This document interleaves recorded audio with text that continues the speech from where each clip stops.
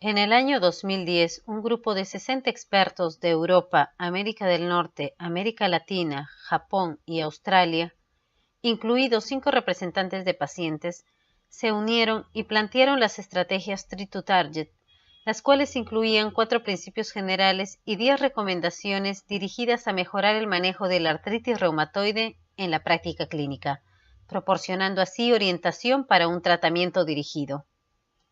Se planteó que el objetivo principal del tratamiento de artritis reumatoide debe ser alcanzar un estado de remisión clínica.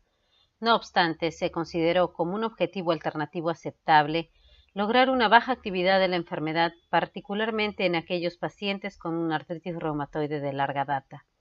También se estableció que la evaluación de la actividad de la enfermedad debía ser mensual en pacientes con actividad de la enfermedad alta o moderada, y cada 3 a 6 meses en pacientes con actividad baja o en remisión.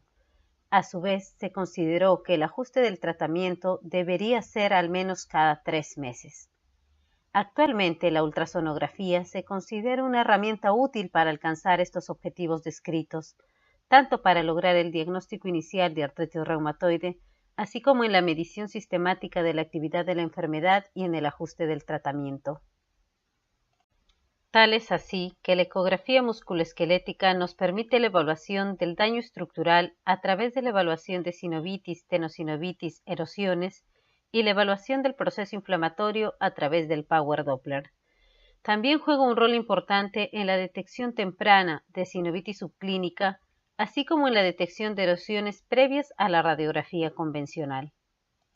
Se ha establecido que la sinovitis persistente en escala de grises y Power Doppler, así como la tenosinovitis del extensor cubital del carpo, son predictores de erosiones óseas en pacientes con artritis reumatoide. Antes de hablar acerca de los hallazgos ecográficos patológicos en pacientes con artritis reumatoide, resulta importante establecer qué hallazgos ecográficos se pueden encontrar en pacientes sin enfermedad articular. Tal es así que Terslev, en el año 2004, realizó un estudio en 27 voluntarios sanos, 15 mujeres y 12 varones, en donde solo se incluyeron aquellas personas en quienes no se sospechaba sinovitis en el examen clínico y que sus valores para el análisis bioquímico se encontraban dentro del rango normal.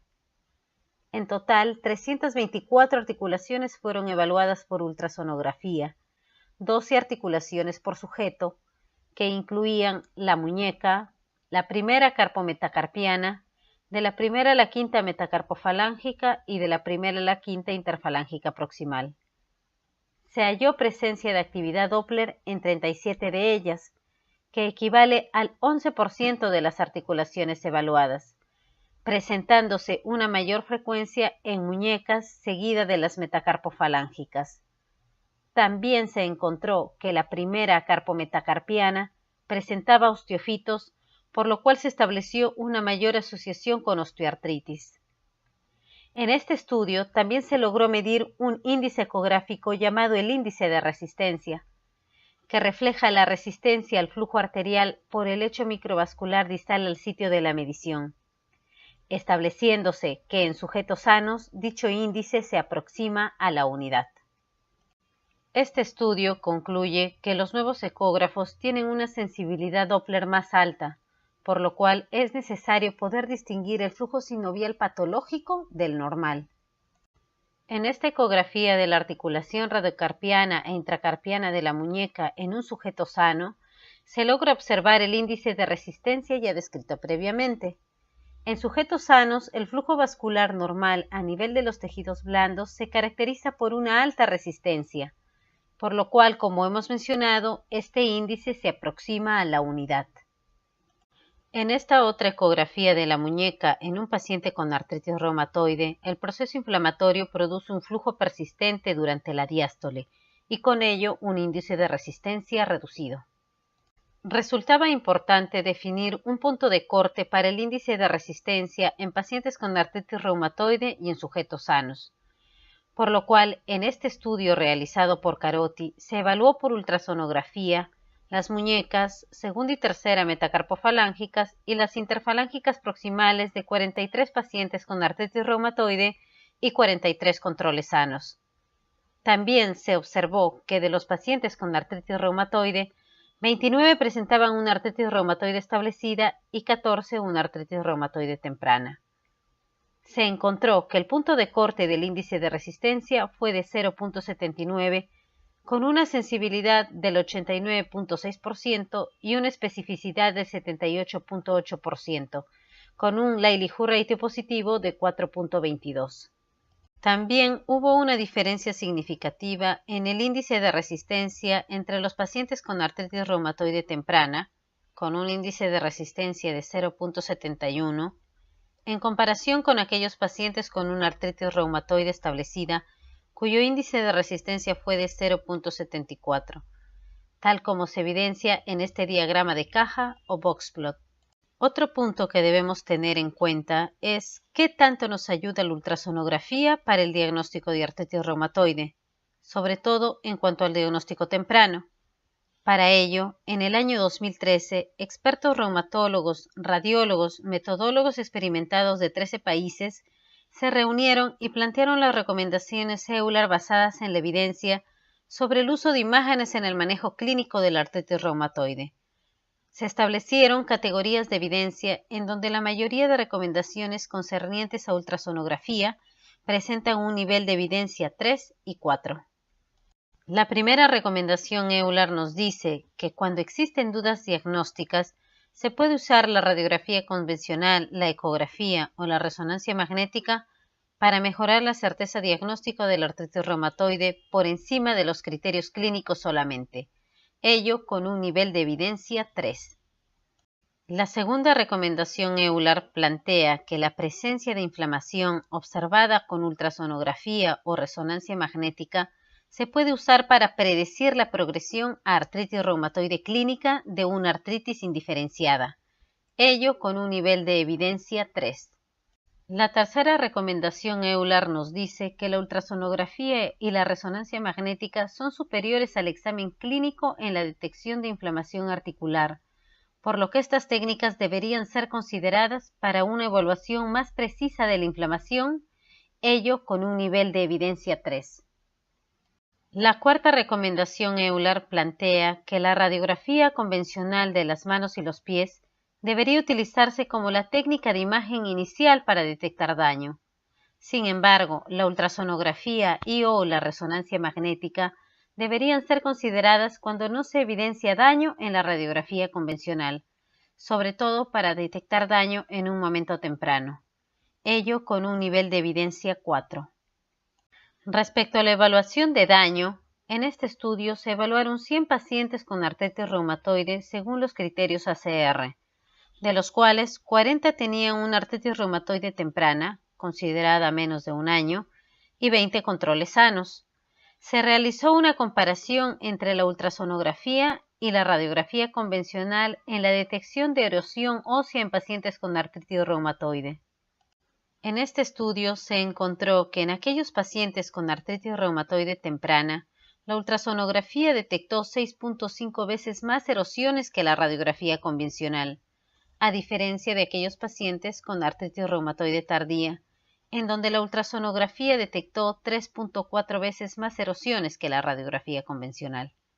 Las articulaciones en las que se encontró mayor número de erosiones por ultrasonografía fueron la segunda y quinta metacarpofalángicas.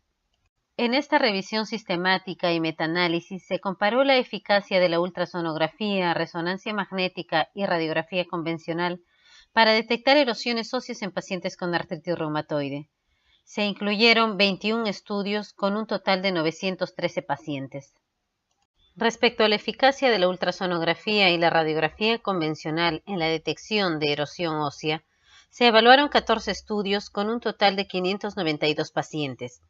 Se separaron los estudios en aquellos que evaluaron a pacientes con artritis reumatoide temprana de aquellos con artritis reumatoide establecida.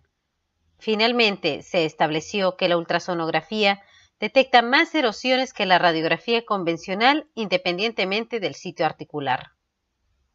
También se evaluó la eficacia de la ultrasonografía comparada con la resonancia magnética en la detección de erosiones óseas. Se evaluaron 9 estudios con un total de 338 pacientes. De igual forma, se separaron los estudios en aquellos que evaluaron pacientes con artritis reumatoide temprana de aquellos con artritis reumatoide establecida. En la evaluación global no se encontró mayor eficacia de la ultrasonografía o resonancia magnética en la detección de erosiones óseas. No obstante, se estableció que la resonancia magnética detectó más erosiones que la ultrasonografía en pacientes con artritis reumatoide establecida. Este estudio, publicado por Jovin en el año 2004, evaluó a 46 pacientes con artritis reumatoide, estableciendo que la ultrasonografía detectó más efusión articular y en las vainas tendíneas que la resonancia magnética. En este estudio se evaluó el compromiso tendíneo por ultrasonografía en comparación con la resonancia magnética en pacientes con artritis reumatoide temprana no tratada. Se evaluaron 50 pacientes con artritis reumatoide temprana sin tratamiento. Se le realizó ultrasonografía y resonancia magnética de la segunda a la quinta metacarpofalángica y también se evaluaron 20 controles sanos.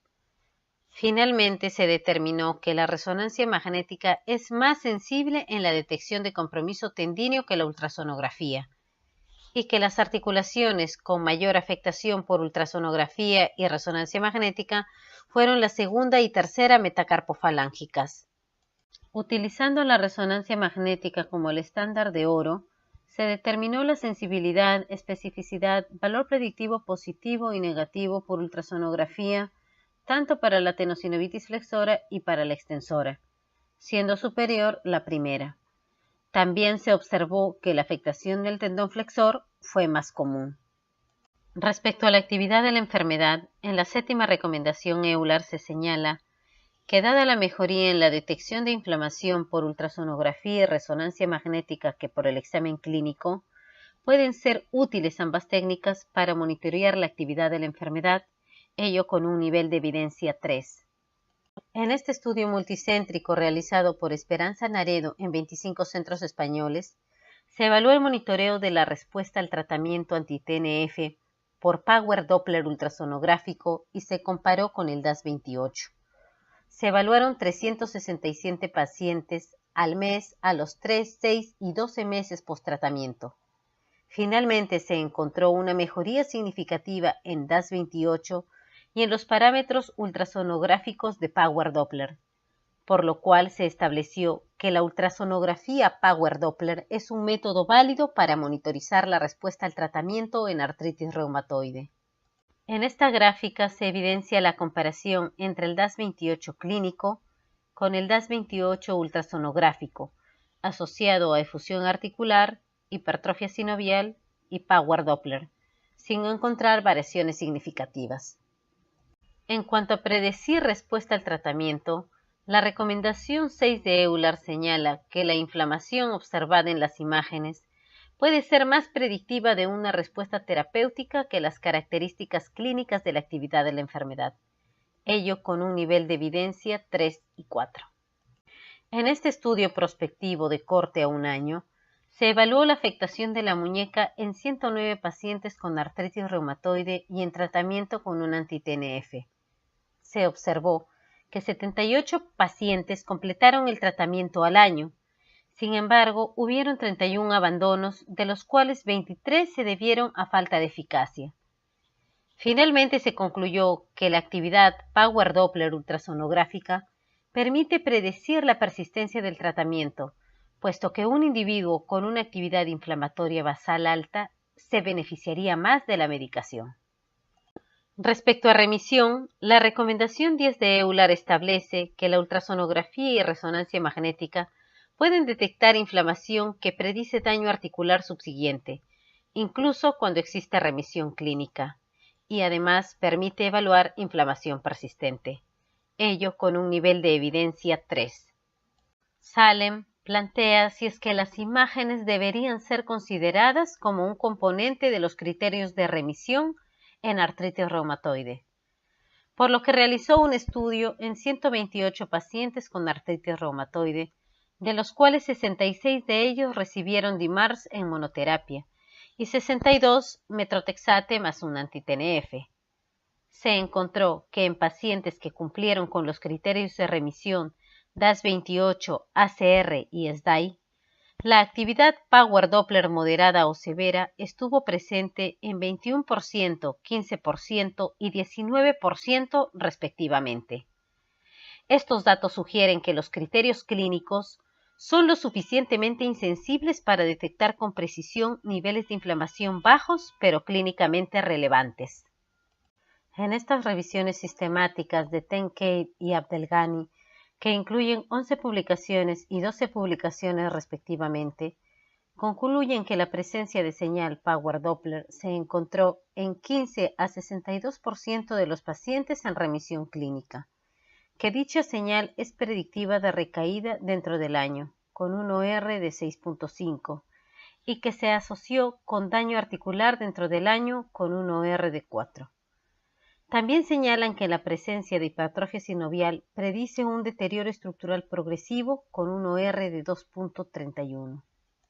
En el año 2013, Kawashiri publicó un estudio en el cual plantea la ultrasonografía como ayuda al rendimiento diagnóstico de los criterios de clasificación del 2010 en artritis reumatoide, para lo cual se evaluaron 69 pacientes con sospecha de artritis reumatoide.